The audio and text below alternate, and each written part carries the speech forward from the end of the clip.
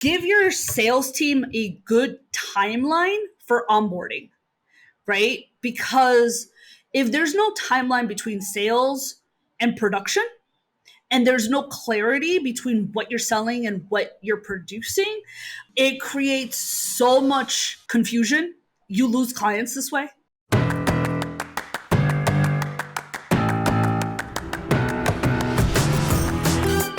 Welcome to the Marketing Expedition Podcast, an auditory journey through the latest in marketing, branding, and advertising. Now, here's your Marketing Expedition guide, Ray Allen.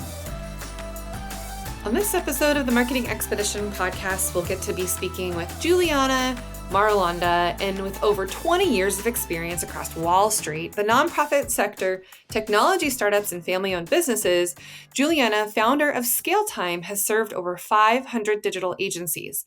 Featured by Forbes and Entrepreneur magazine, Juliana has up-leveled businesses into lean, mean, profitable machines. And on an average, she and her team create ways to free up at least 30 hours per week for her clients so that they can have successful agencies that run without them.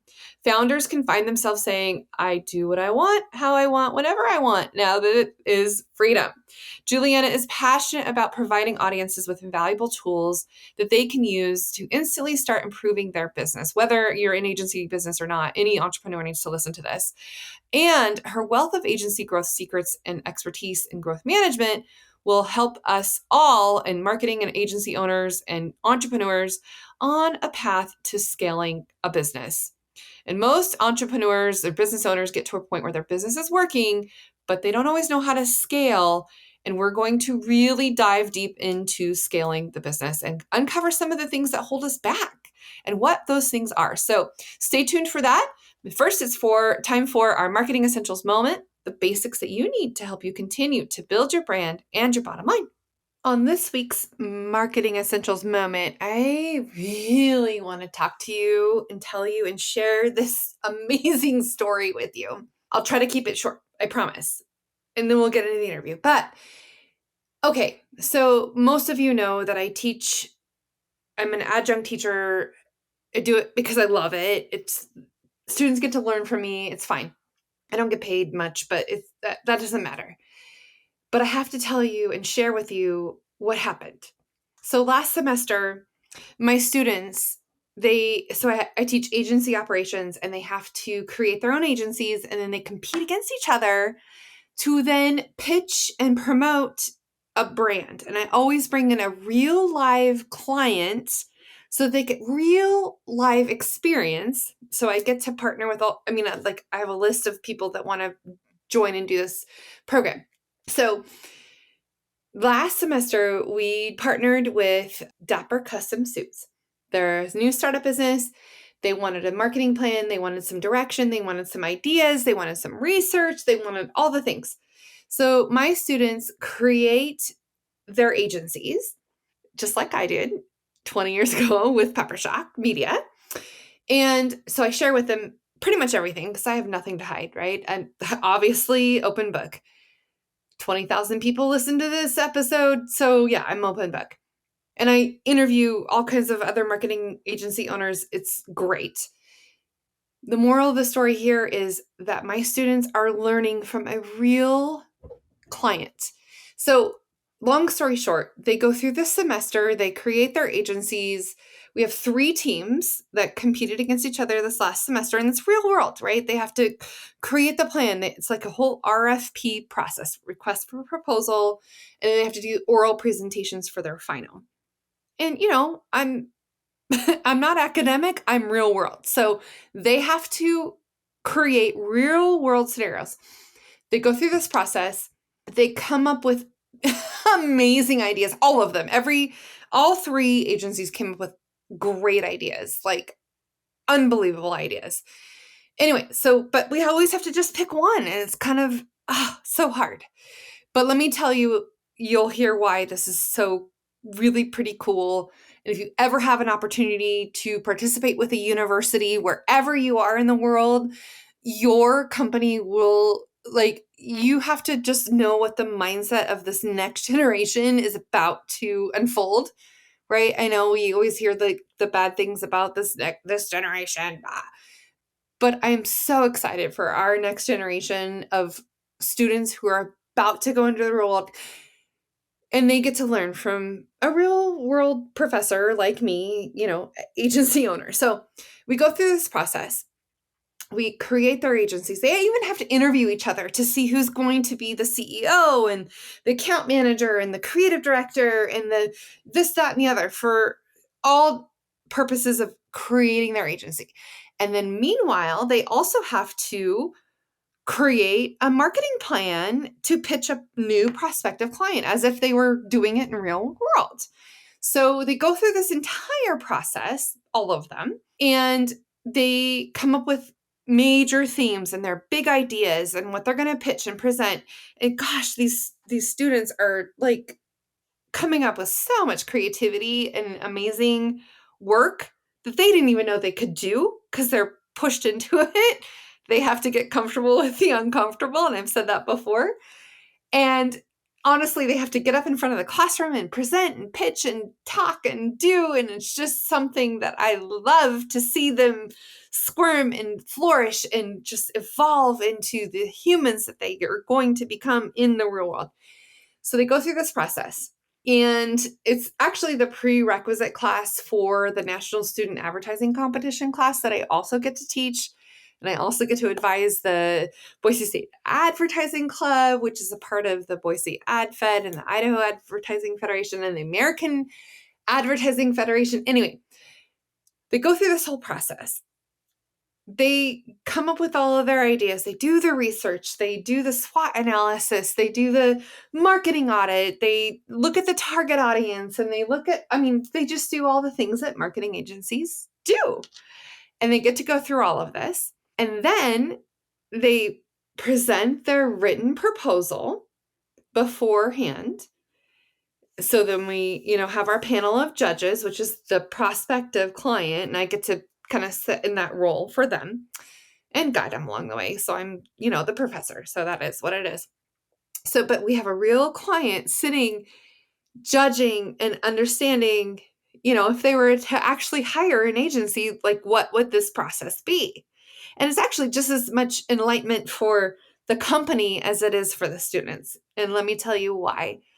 Because they go through this process, they create their written proposals, and they have to proof it. They have to make sure it's what they would want to present if they were in real life. Like I give them, kind of brutal feedback, let's just admit. Like I give them everything I got to give them because I want them to succeed, right? It's just the real world. That's how it is. And I tell them that. And most of my students love it. Some just want tasks and they just want everything like dialed in, but that's the academic world, and I'm not that. So they have to understand like an entrepreneur agency world is a little bit different than your like normal academic world, right? So anyway, we go through this process. They write their written proposals and they submit them, and they're just dynamite. All three of them. Like I can't even tell you. And I've had multiple semesters of dynamite students. Some of my students have gone on, used this as a case study, and like even gone on to get fellowships and like all kinds of cool stuff, scholarships for master's programs. I mean, I'm not kidding you. Like they use this program that I get to teach as something to build their career off of. That's my intent. That's my goal. That's what I want. So they do that. And so then they go through the process, and then they give their oral presentations. And I do make every student present. And even if they don't like presenting, I make them do it because it's getting comfortable with the uncomfortable on purpose. They have to. Because I feel like even if they're an introverted person or they need, they don't like it, it's getting them into the mode of what it's like to be in the real world. Because let me tell you, a lot of times people have never had to be in that position before. And if I put them in that position, they may not like it, but sometimes they give me amazing things in the aftermath of it all that they had never been in that position before, right? Anyway, long story short, they go and they present, they pitch, they do the whole dog and pony show. And they make me so freaking proud. And let me just tell you, the team that won, it was so close. All three of them were so good, so close. It was such a hard decision to make this last time. And it always is, like every semester. But the thing that stood out is they did their research. They listened to the client. They listened to what the problems were that they were trying to overcome. And they did such an amazing job. And the really cool thing is, I always say, any client that comes on board to do this with my students, they have to give them a LinkedIn review. So our client, her name is Savannah, she gave the most amazing LinkedIn reviews for our winning students. And then above and beyond that, she actually gave more reviews to the other students too, which I did too, because they just stood out this year. They really did. Not that other students haven't stood out other years, because some of my students have gone on to get major scholarships because of this program. And anyway, but the point is, giving LinkedIn reviews for our next generation when they go to try to apply for jobs. And I'll tell you, when I'm trying to hire right now, I go look at their LinkedIn reviews and their, endorsements and their profile and everything. I look at everything because I want to know who I'm about to hire and if they're going to fit in our culture and if they're going to be, the people I want to hire. I tell both my sons all the time, like, whatever you post online, think of it as your next hire. Who's going to hire you and what are you posting, or where are you going to get recruited? Where are you going to get recruited for your next, like my older son's playing football. Where are you going to get recruited to, and what are they going to say on your socials? And it's so important. So important. So either you're listening to this and you're a student, because all my students have to listen to this. Not have to, they get to, or they should. Anyway, or if you're somebody who's in a leadership position who's about to hire somebody, look at their LinkedIn reviews. Look at their social media profiles. Look at their, all the things that are out there publicly for us to absorb and see who they are as a person. Because I tell you what, it helps with hiring. And if it's out there publicly, I mean, I'm not an HR person, so disclaimer here. Maybe it's, I don't know, but if it's out there publicly for me to absorb, they want me to see it or not, I don't care. I'm going to go research these people before I hire them. And my students with LinkedIn reviews from an actual sort of real life client that they've worked with, I hope that holds a lot of weight.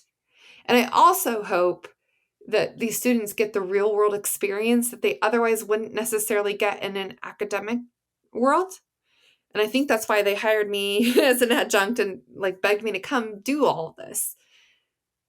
I love it. I love when my students get to learn from me and leverage what I know and hear my 20 years of experience of running Peppershock Media. They get to hear all of the trials and tribulations and, challenges and successes and wonderful things that I get to do every day with our clients. But then these students are our next generation. And I love putting them in positions that are not normal for them. It's not normal for them to have to stand up in front of the classroom and present their elevator pitch or what they do and what they're interested in and make them answer questions in front of entire classes, right? It's not normal because they grew up during the pandemic. They were on Zoom. They didn't have to be in front of people.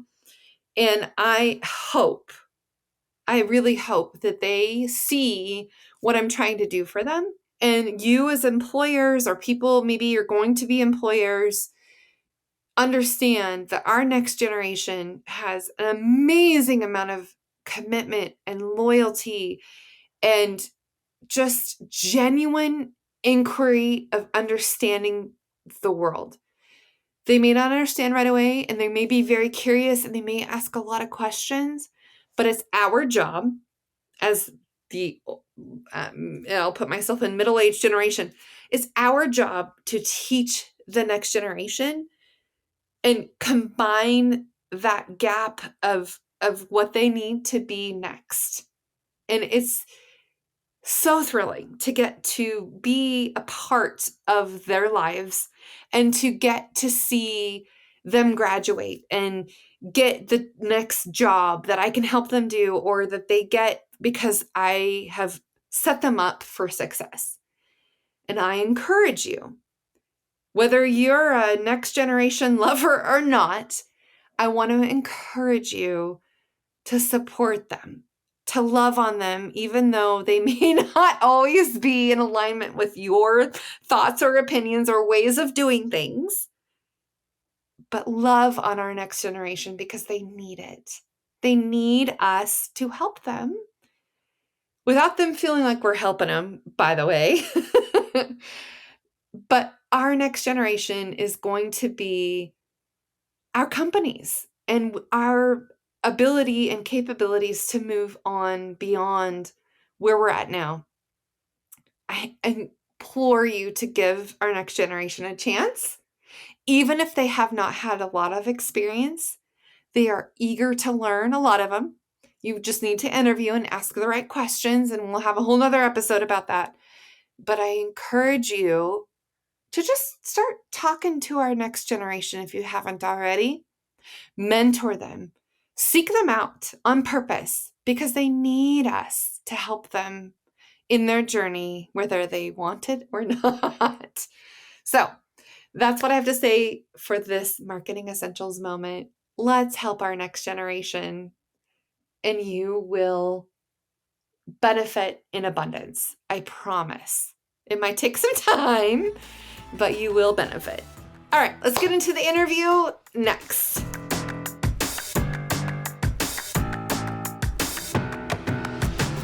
Welcome to the Marketing Expedition podcast. I'm your host, Ray Allen. I'm the president and CEO of Peppershock Media and the founder of the Marketing Expedition community. And today's guest, we have Juliana. Welcome to the show. Thank you so much for having me here. I'm so excited. So let's share a little bit of background about your sort of how you got to where you are in helping agencies and companies scale and grow. But tell me, how did you get to that point in doing all of that? Well, I got to the agency world in a very roundabout way. I started off on Wall Street looking at operations models for 16 hours a day. Didn't love that. Wasn't my favorite thing.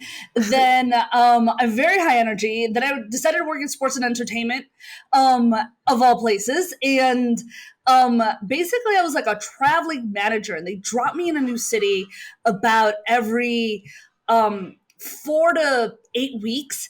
And it was a huge ramp up to scale, right? So it was usually, they were like, okay, Juliana, you're going to go ahead and, get your team of 40 to 50, maybe 75 people, depending on the event.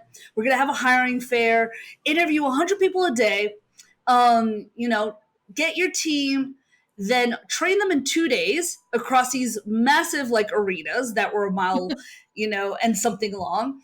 And then go and operate and run $1 million a week.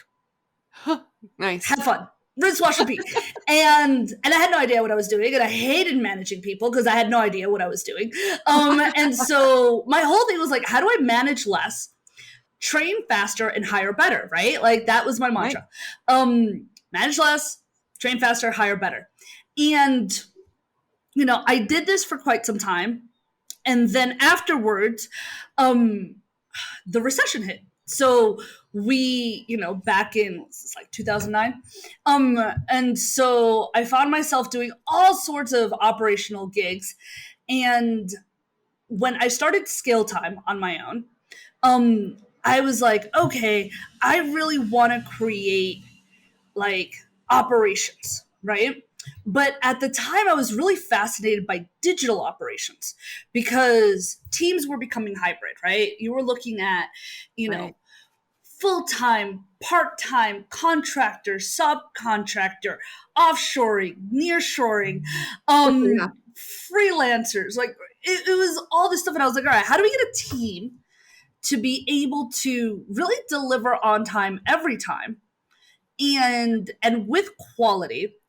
And for me, that was really thinking through digital operations. And the group that at the time I had identified to be like more on the vanguard of these hybrid teams and using tools and really thinking about scale were marketing agencies.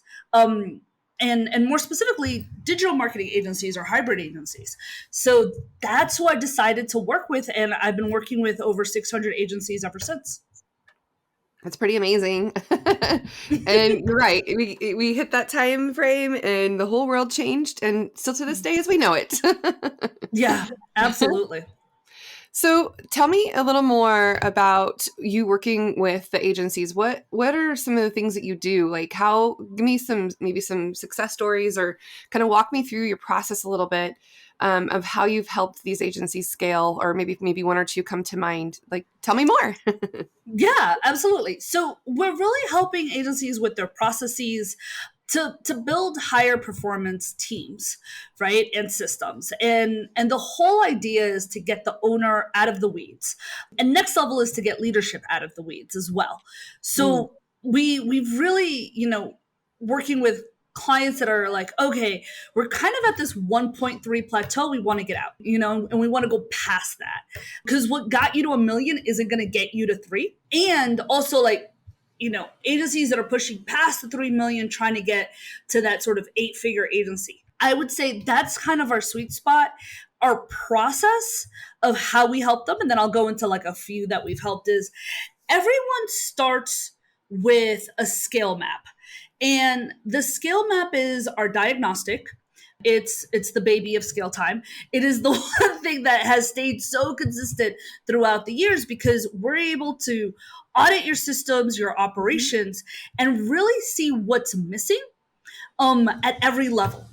And it's amazing, right? So we're able to identify 50 gaps, right? Operational gaps and gains in 5 minutes.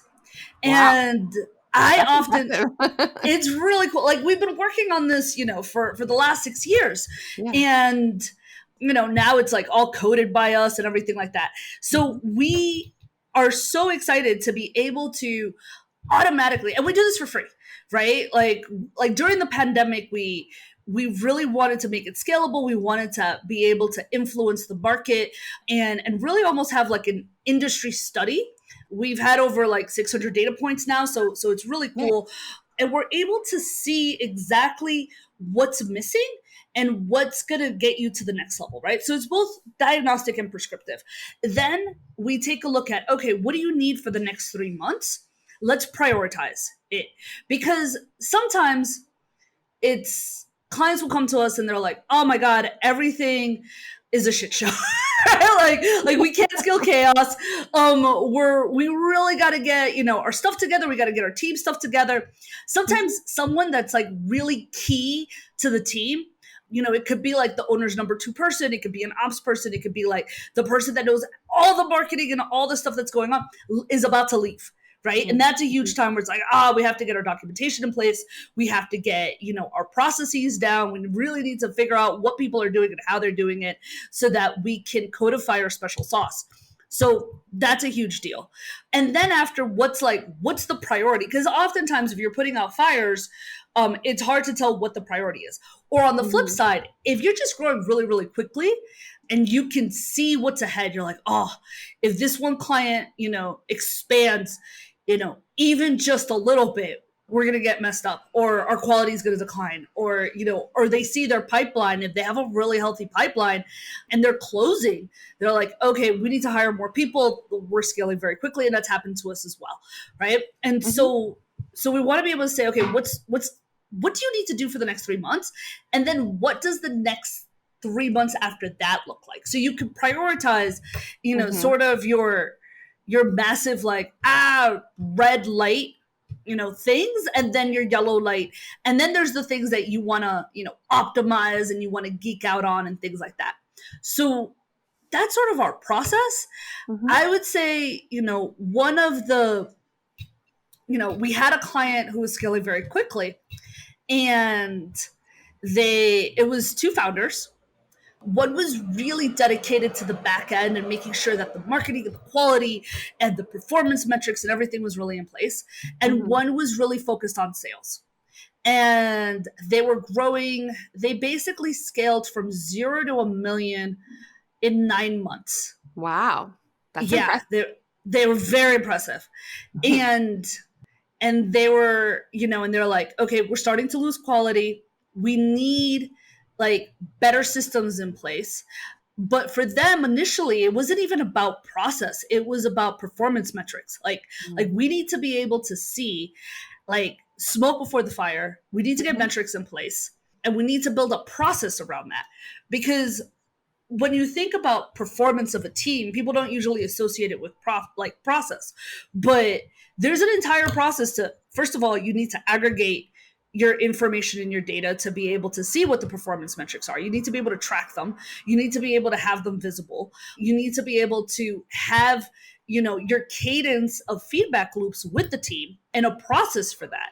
You need to kind of pick your flavor of KPI, whether it's, okay, we're doing KPIs or performance metrics or OKRs, or we're following, EOS and we're doing rocks, like whatever that looks like, pick a system and then really start to put in kind of like baby metrics and then higher metrics and everything like that. And as we did the scale map with them, we uncovered that, well, one, they were about to hire like 20 new people in the next quarter. Oh my God. Yeah. It like makes my heart jump for them. I know. They were like hiring 20 new people. That was crazy. Yeah. And although they had a phenomenal HR person in place, right? Like, she was then doing, and this happens so often, she's doing HR and ops and hadn't had time to really document or optimize her onboarding for these new hires, right? So it wasn't only onboarding for the new hires, but, beyond sort of like, okay, when do you, hand them their paperwork and their technology and, all this stuff, but like, how do we onboard for values? How do we onboard and design culture with every new hire? Right? Like this is the kind of level that we wanted to get to. And once we were able to do that, they expanded to a second office, and I think they were in Inc.'s like top 100 like best places to work at, which was really cool. Yeah. So like we had really tightened up their processes, and they've gotten a lot of notoriety. On the other spectrum, right, we had a client that went from 3.5 million to 11 in, I want to say it was 16 months, and they were scaling again very, very quickly. Founder, she's amazing. And with her, what we found interesting was when they originally did the scale map, she actually gave it to each person in leadership because she wanted to see the point of view of the operations and what was missing in terms of their visibility. And that was fascinating because I wasn't expecting that at the moment, right? Like now I'm like, yeah, you could totally have your leadership team do the scale map, and we could do this. But she absolutely prototyped that for us, and it was really cool because we were able to see not only gaps in the operations, but gaps in leadership visibility. Right. Wow. And what we needed to get them really on board together and aligned. And then we worked on really like their next level project management. I mean, they had like really great project management, but for them, it was like, she was all about the numbers. And she was like, okay, I need to not only understand like our hiring, because she had gotten this recruiter that was incredible. Right. And they were hiring 25 people a quarter like it was nothing. And so she was like, we have this recruiter that's incredible, but I need to know exactly, right, what our capacity looks like and be able to forecast our pipeline to make better hiring decisions, right? So it was not like, okay, we need to put systems in place. Like they had systems, but this was next level systems, right? Because this was now the place where she was like, okay, I want to be able to have the system so that they're enforcing our decision making as a team. So that's what we did with them originally. So that just made It made their sales more profitable. It made their deliverability more profitable. And so she was actually hiring less people than she was beforehand. And her profitability grew by 10%, which was great. And then what we did was we focused on the quality, right? And like her quality controls and all of this, and like how it influenced training, and then how it influenced not only ongoing training but onboarding training for each position. And then her profitability grew another 10% because we were able to create so much efficiencies. So that was just really awesome. And I think, as you had asked me sort of for two examples, those are two examples of, if you're sort of like in that 1.3 to 3, and then if you're in the 3 to a million. And we get tons of people that come to us that are less than a million. And usually the prescription is often very similar.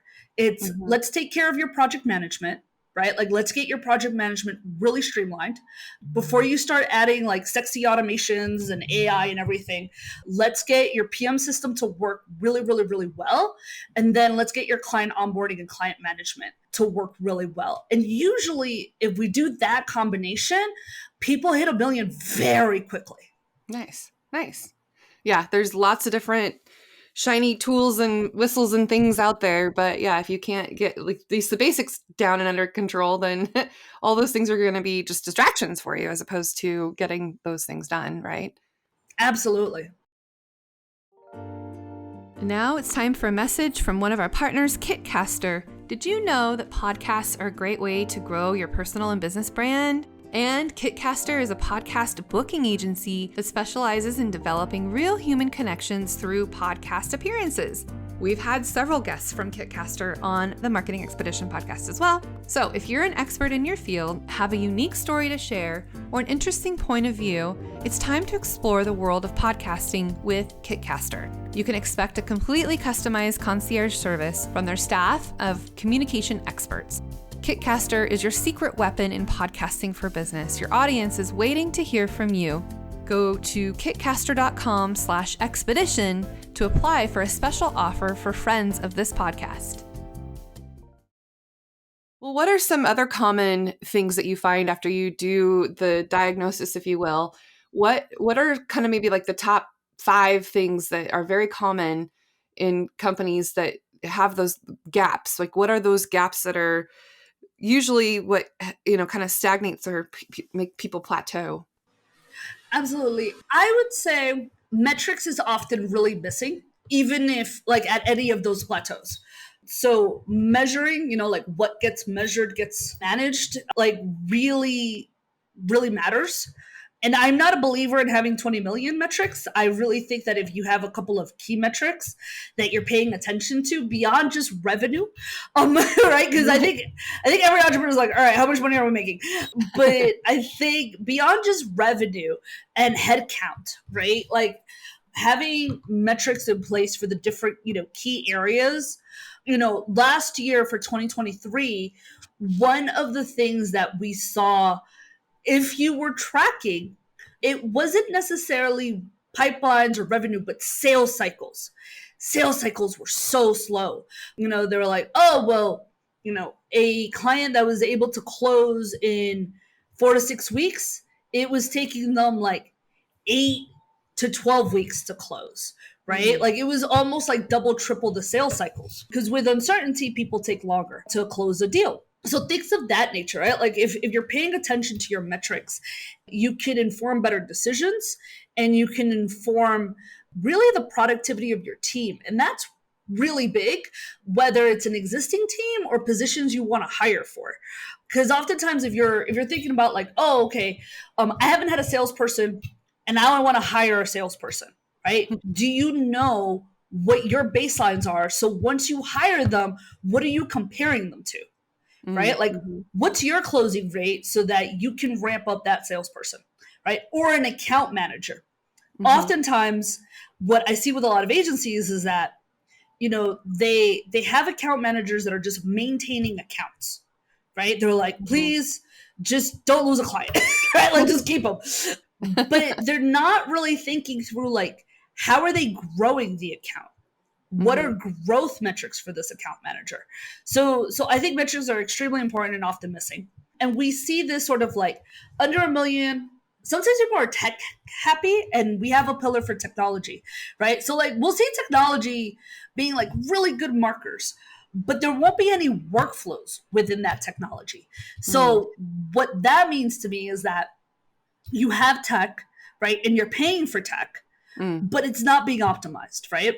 And your visibility isn't being optimized, and the communication between the team to utilize that technology is not there, right? Oftentimes we hear it's like, what is this person doing, right?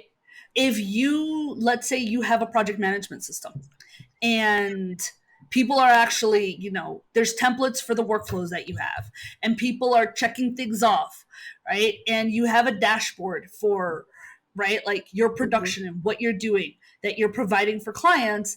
You don't have to ask what someone's doing. You will be able to see what someone's doing. And that's a big deal. Again, under $1 million, we often see project management is like that piece. We see some client onboarding, which is, usually a good thing, but that can, fleshing out your client onboarding process could usually 3x your capacity. So that's a really easy win. So we like to do that with clients that are under $1 million because, it helps them scale very quickly. 1 to 3 million, what we often see is we see people that have project management, but client management processes for that usually isn't there. Or training across the board isn't there, right? Training and documentation. And so you're at this place where maybe you've been hiring people that know what they're doing. Maybe you have a legacy team, but if you want to scale and you want to grow and you want to hire other people, 2 things happen. 1, we need training and documentation to get people, up and going quickly and productively. The other thing is oftentimes we see that for owners, they're still hanging on to accounts, right? Because they know Joe Schmo from forever. They've always had the account. They trust them. It's a really big account. How am I going to give that to another human? What if the other human quits and takes the client with them, right? And if they do have account managers, right? So then each account manager starts doing their own thing, right? Right. And it's like Lord of the Flies. And so it's like, how do we create processes so that our client deliverability, like the service that we're giving to the clients, is consistent, right? It's repeatable. Like if an account manager leaves, right, and you put in another account manager, that it's still going to feel like the same brand. It's from the same company. And a lot of this is difficult to put in because account management isn't like let's say you're building, I'm thinking like a marketing funnel, right? Or right, like it's all done in communication, and so a lot of it is building, cadences and service blueprints and agendas so that the communication feels the same and that there's that same clarity with the clients and things are being moved forward. So we see that, and then past the 3 million. It's usually a lot of getting the sales process in place, as well as performance metrics, and having that sort of performance metrics systems and processes, not for your individual contributors, but for your managers. Because at that point, what we really want is not only for our managers to manage, but for them to lead. Right. Yeah. So let's talk about sales a little bit more, because I do feel like that's usually, well, I mean, not usually. I don't know what usually is, but it seems like sales has a big gap sometimes, and and that can be such a hardship for people to scale if they don't have the sales in place. What are some things that you recommend when they're trying to scale their sales team? So one is having a very visual CRM. There's tons of CRMs, and I mean a sales CRM, not an automation CRM, because I always have to make that distinction. And a lot of salespeople who are very good are very ADD, right? And so I think building a really ADD sales process is great Yeah. because, you want things that are fast. You want things that, will show good performance and hit the dopamine. You want like tools that are easy and that are pretty. And I say this even with like founders who are co-founders and one of them really is taking the sales lead. It's like, all right, usually like the operationally focused sales, it's like, I can't get them to get into the system. I was like, is the system pretty? No, it's not. Okay, make it pretty. So Yeah. I think, these are sort of sales tenets of having really good CRM and making sure that they're using them. I once dated a sales manager. He always said, he's like, if it's not in the CRM, you're not getting paid, right? Like you only get paid if it's in the CRM. So Nice. that was incentive. And so I think like one is, having a good tech enabled sales process, having your metrics clearly defined. I think that's really important because for salespeople, they'll go for the gold, but they need to know what the gold is. Right. Right. Yeah. So like if you're just trying to increase quantity, then you're going for quantity. If you're trying to increase, average order value, then you're going for that. If you're trying to really like go for longer term contracts, you're going for that. Right. So like have your definition really laid out. The other thing that I would say that often trips people up that is so good is give your sales team a good timeline for onboarding, right? Because if there's no timeline between sales and production, and there's no clarity between what you're selling and what you're producing, it creates so much confusion. You lose clients this way, right? Like, because then the production team is like, hey, by the way, we haven't done that funnel in like 5 years. We basically said it sucked and we're not selling it anymore, right? So, Right. or they're like, holy crap, like we can't onboard this person in the next 24 hours. Like our production pipeline, so someone's got to then move everything around. And if the salespeople have a good timeline and clear understanding of the services and training, then you're really able to make the production team happy. Everyone's happy. Everyone's getting paid more. The last point, sort of, if we're going to 80-20 our sales process, is have really good templates or frameworks for follow-up, right? And I think that's so important because 80% of sales happens in the follow-up and everyone hates doing follow-up, including salespeople. So if we have consistent decks that you're using, if you have consistent, like, how do we get a person, if you have to get more stakeholders, what does that look like? What are your assets for sales? What's your sales enablement? Having that created and being used consistently will just make your sales team work so much more efficiently. And you want them closing and you want them working efficiently. That's great. And all of those things here, I hope everyone is listening to this. Those are such great nuggets to really glean from. That's awesome. So you have some resources that you like to share. So what are some of those resources? Yeah, absolutely. So we're going to put some resources in scaletime.co/podcast/TMEC for all of you.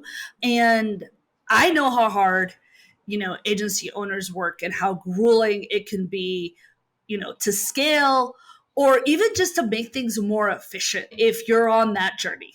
But it doesn't have to be that hard. And so some of the resources that I have is one, join the newsletter and you're going to get like 3 months of quick action tips that will make really big operational impact. And I think that's really important because sometimes taking on all of your operations can seem daunting, but taking like little baby steps is a huge deal. So definitely take advantage of that.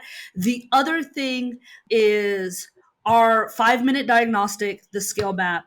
It's huge, right? And being able to look at those 50 ops gaps and gains, usually will result in like 5 hours of reclaim time a week. And we've seen people take that and get like an average of 50K savings Nice. a quarter. It's a game changer to be able to really like hone in. So I'll put that on the page. And if anything here resonated and you want to jump on a call, absolutely do that. I'm here for you. So all that information is going to be on scaletime.co/podcast/TMEC.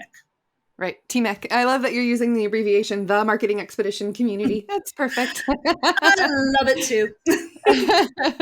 Thank you for that. I can't wait to get started with you in doing this. This is awesome for my agency, but other people too. I mean, definitely the proof is in the pudding, they say, right? Absolutely. Yeah, that's great. Well, any final parting thoughts or anything else you'd like to share with our audience before we part ways today, Juliana? The one thing that I would share is if you're starting to do any kind of operations, let go of the perfectionism.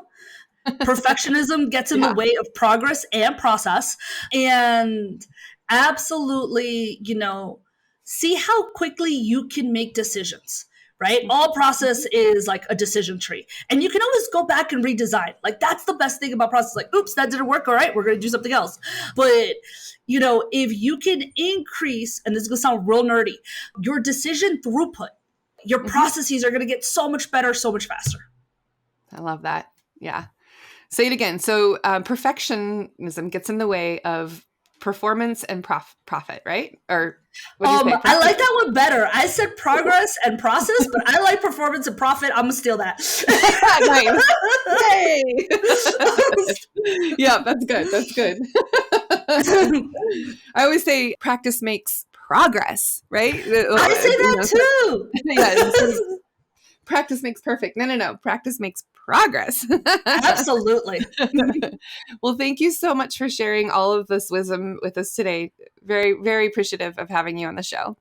Thanks so much for having me and inviting me to the community. I appreciate all of you, and I'm excited to see your performance for this year. Awesome.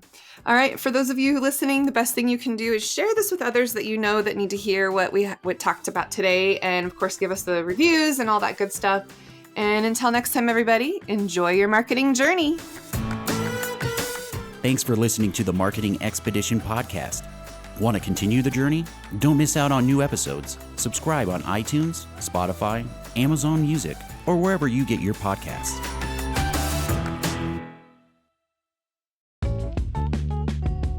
Wouldn't it be great if there was one place you can go to get all the latest information and tips about marketing and advertising?